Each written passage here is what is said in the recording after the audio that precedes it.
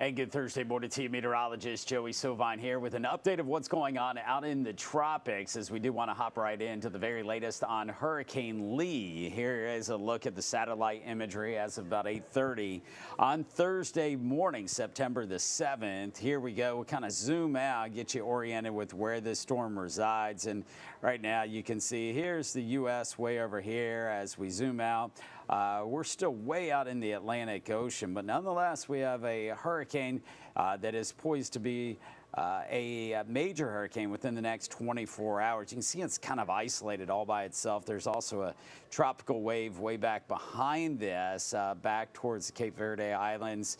This is likely to become a tropical system as well. But we're starting to see the sheer lesson with this.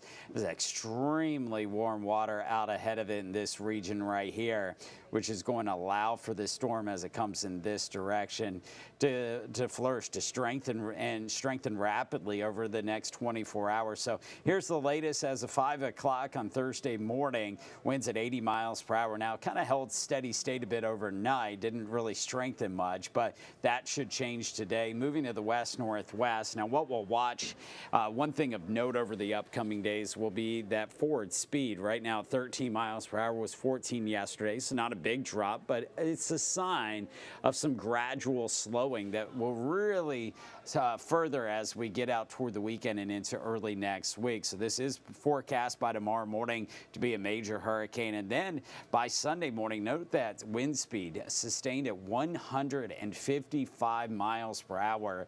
At 157, it becomes a Category 5 hurricane. So right there at the edge of Category 5 status as it approaches and moves to the north.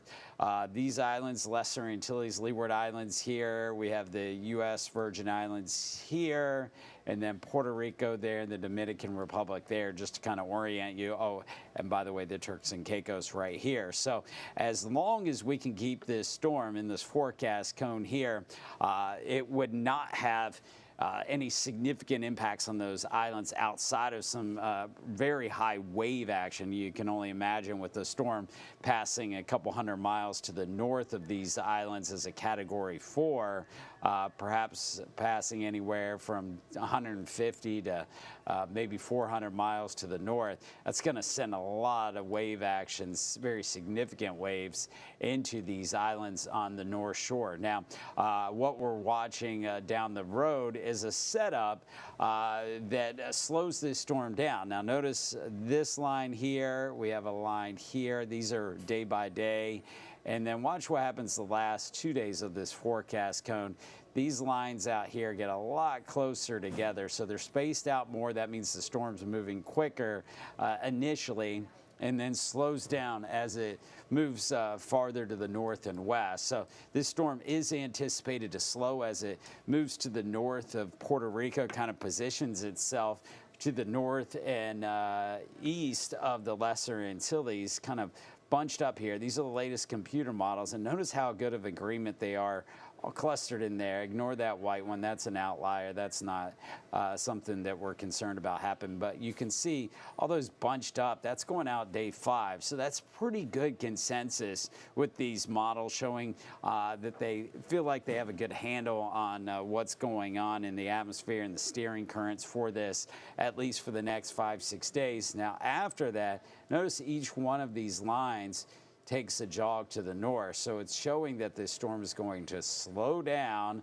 as it moves north of Puerto Rico, and then perhaps start to make a turn to the north. That would be a best case scenario for the U.S. As what's going to happen is we have a trough digging into the eastern half of the U.S.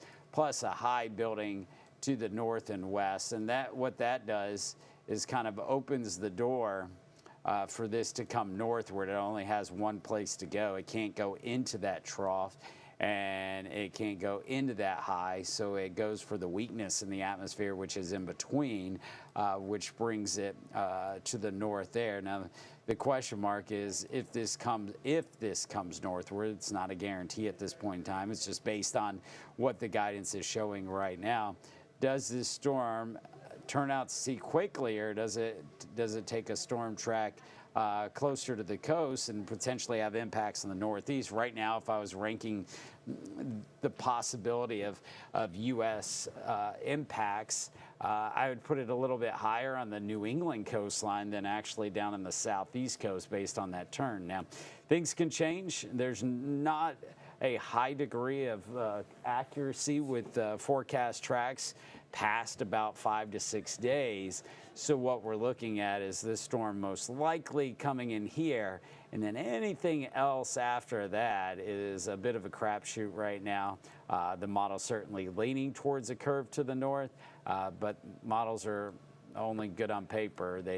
It's not reality, and it's a long ways out. And we know one thing that happens is computer models are always changing. So there's the very latest on the tropics. Once again, Hurricane Lee, something way out in the Atlantic Ocean. We have a lot of time to watch it because of its slow movement.